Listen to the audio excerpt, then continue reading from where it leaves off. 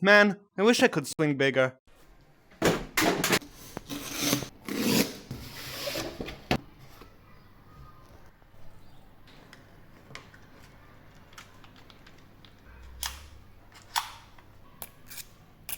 Hello, I'm Noam. I'm a top 100 Beat Saber player. I've been playing the game for 3 years and I've accumulated over 1700 hours on it. I've played on Rift S, Quest 1, 2 and 3, and Quest Pro. If you're interested in the Quest Pro, check out the review I made for it in the description. I will be reviewing the Quest 3 purely from a competitive Beat Saber perspective. If you don't know anything about the headset, please check out other reviews first from people who haven't sold their soul to a rhythm game. The Quest 3 is by far the best VR headset I've ever used. It beats the Quest 2 in every aspect. The speakers actually aren't quite as trash. They have some bass and I feel they're better directed towards your ears. I'd still recommend getting some high quality earphones, but if you don't have any, the default speakers are fine. I can recommend the 7Hz Soundnotes 02. It's a good pair of earphones and it's really cheap. The default strap is actually quite usable. I find it much comfier than the Quest 2 strap that I find barely holds onto your head. I'd still recommend getting a Bobo VR headset since they're always higher quality, but if you stay with this, make sure you keep the head strap arms down so they actually hold the back of your head properly. As you can see, the Quest 3 is much smaller than the Quest 2, making the center of weight closer to your face, so while it isn't actually lighter, it feels much better. The image quality on the Quest 3 is amazing. It's higher resolution than any consumer headset, except for the big screen beyond, but that's $1,000 for the HMD alone. But I don't think it really matters because the Quest 3 literally has no screen door effect at all. Thanks to the pancake lenses, there's a much larger sweet spot, no God rays, and a higher field of view, meaning I can finally see the outer lane blocks. There's also some general quality of life improvements on the Quest 3 that aren't necessarily relevant for Beat Saber. For example, the pass-through is an RGB and a much higher quality. I can even read my monitor through it.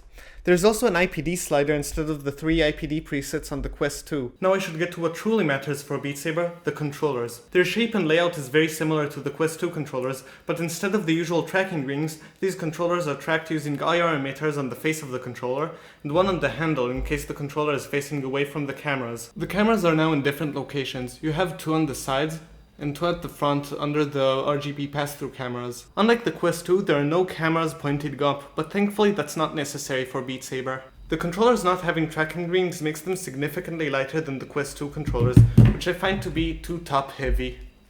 I describe them as slightly lighter than a Rift S controller with more even weight distribution. If you've ever had to change your batteries on a Quest 2 controller, you'll probably be relieved to find that this controller now has a button to just easily open it, and that's also where you disconnect the straps. Using default grip on the Quest 3 controllers feels very similar to Quest 2 default grip, so if you're transitioning from Quest 2 default, you'll find it very easy to get used to. M grip works, but it can't quite compete with the Rift S M grip. Unfortunately, claw grip is no longer a thing on Quest 3. My fingers slip off the rounded face of the controller, and my palm covers most of the IR emitters, causing tracking loss. Any kind of reverse grip would also not work since the IR emitters would be facing away from the cameras. Now I make it sound like the Quest 3 is the perfect headset, but it is far from that. It still has a standalone headset and a meta headset, so it suffers all the issues the other Quests have. Quest Link compression is really bad. I almost prefer my Rift S because of its native image quality. Quest Link is also notoriously buggy and laggy and just generally a pain to deal with. The battery life is even shorter than a Quest 2's, and a regular link cable just doesn't charge it fast enough. Oh, and I completely forgot to mention that the mic fucking sucks. Now all of this is pretty bad, but that's not even the worst part yet. Okay, no massive swings. Watch the swing cam. Swingbug is when your in-game swings are significantly larger than your real movements. Any delays in controller tracking will increase swingbug. The game notes the location of your controllers every frame.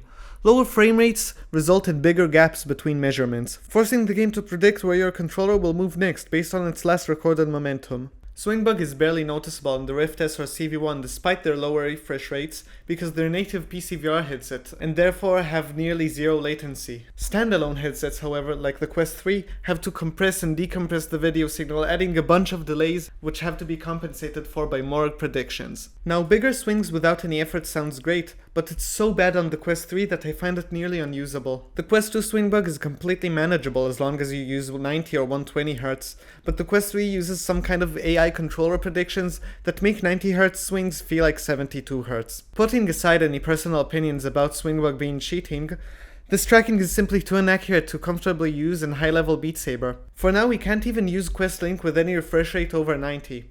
I don't know why this limitation exists, but hopefully we'll get 120Hz unlocked soon, like we did with the Quest 2's launch. If your router is strong enough, you could try using Steam Link. It's a new alternative for Airlink that supports 120Hz. Some people manage to get a lower latency than Wired with it, which is absolutely insane. For now, I've found myself enjoying standalone Beat Saber quite a bit. There's nearly zero latency, resulting in effectively no swing bug at all. There is no lane compression, the game is rendered at the native 2K by 2K per eye, creating the smoothest and sharpest Beat Saber experience I've ever had. Modding on Quest has also become much easier and more stable compared to when I first tried it. If you're already a standalone player, you'll love the Quest 3 experience. You get all the benefits of this new headset without any of the PCVR drawbacks. Just make sure to switch on the 120Hz mode, or use an older modded version and force it with a mod. The Quest 3 is honestly a great headset, and it has no competitors at its price point. But after all, I am a PCVR Beat Saber sweat, so personally I will be leaving my Quest 3 on the shelf until we get 120Hz, or maybe Steam Link gets a wired link feature. I can't see myself playing at the same level with this amount of swing bug, but I am determined to learn to use it once it is fixed. Man, I wish I could use the Quest 3 without swing bug. Cypher also sent me these Quest Pro controllers she got for $30 because their seller thought they were broken. And this blue facial interface, which is, blue. To be clear, the head strap and facial interface are still exactly the same as the regular black one, but just more unique. These controllers are supposed to cost $300. They definitely feel like a sturdier, more premium product. They somehow still use the Oculus branding. They have a textured surface similar to the Rift S controllers, and the buttons are lower profile and press down more satisfyingly. The wrist straps are made of fake leather. It looks fancy, but I found it less comfortable than the Quest 3 straps. You can disconnect them like this. For some reason you can replace the straps with stylus tips, so you can use it as a pen in Horizon workrooms. I don't get the idea, and I don't think a single person has ever used this feature. Rather than eating up all your precious AA batteries, these controllers slot into this 48-watt charging dock. You place them together and they magnetically join, and you can just place them down into the charger. The dock also has a Type-C port, so you can connect your headset with this short cable and charge it simultaneously. These controllers are identical to Quest 3 controllers in shape. Their main difference is that they are self-tracked. Rather than using IR emitters that are tracked by the cameras on the headset, the Pro controllers have 3 cameras that track their own movement. This means they are completely independent from the headset and will be tracked no matter where they are. You can freely use them above your head or behind your back without losing tracking. This additional onboard processing obviously means there's added weight, but that's a good thing. The Quest 3 controllers are just too light, it feels wrong. You need some weight to your controllers for stability, and they think the Pro controllers provide just the right amount of weight. They're similar to Quest 2 controllers in weight, but they're much more bottom heavy, and I think that is the perfect weight distribution for Beat Saber. Again, this controller is shaped identically to the Quest 3's, so the same grips would work on both. There's only one grip that truly matters to me, the one grip I could possibly hope to keep my skill on if I were to switch controllers. Ladies and gentlemen, claw grip works. My fingers just barely missed the tracking cameras, and the third one is right here between my fingers.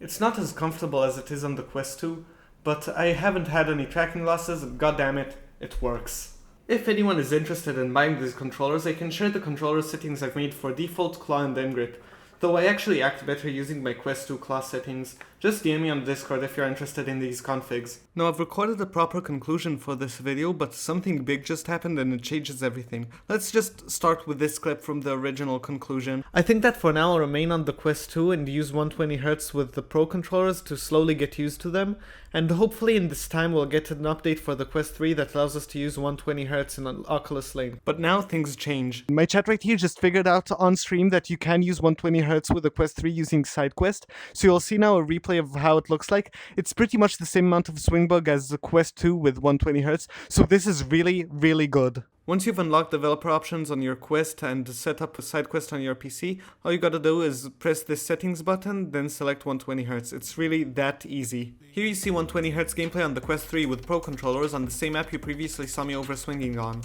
I'm swinging here exactly as I would on a Quest 2. As you can see in the side view camera, there is no more swing bug than you'd expect from a Quest 2 at 120Hz.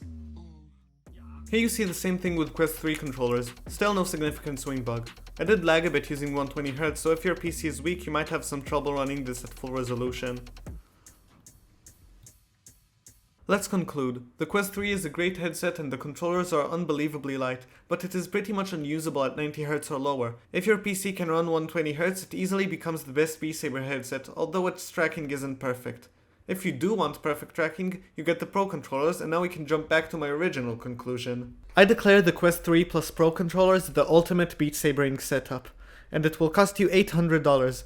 Whether or not that's too much is up to you, but all I know is that I've just read 2,000 words and I really need to take a piss. Thank you again, Cypher, for gifting me the ultimate Beat Saber setup, and thank you to everybody who watched till the end. As you can probably tell, this is my first time recording any video like this. I'm not used to talking to a camera and definitely not for so long. Recording this was a pain, and as you can see, it took me all day. If you want to see some gameplay of Quest 3 with Pro controllers, I'm probably the only professional Beat Saber player who has that, so tune in to my live streams every Thursday and maybe you'll get to see that. I really hope this video didn't turn out to be too scuffed, and if you really enjoyed it, please subscribe because I make banger content. Trust. No, but I actually do need to piss.